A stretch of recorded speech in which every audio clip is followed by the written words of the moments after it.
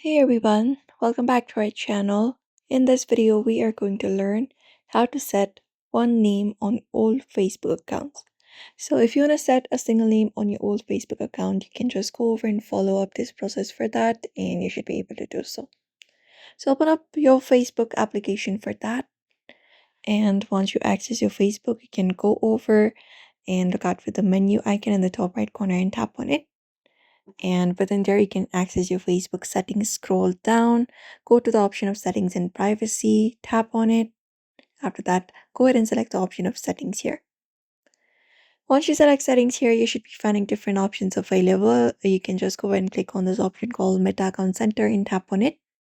And once you select that option, you can go over and select your Facebook profile from the list from the option of profiles. So click on profiles. And once you click on profile, you can select up your Facebook account here. And after you select your Facebook account, select the option of name. And from here, you can just go over and start the process of setting one name. So you can just go over and enter up your desired name here. So if I only want this name right here on my profile, I'm going to select that and not the surname. You can just go ahead and cancel out the surname. And once you do so, you can just go over and delete the last text in the last field name right there. And once you do so, you can just go over and look out for this option of review change.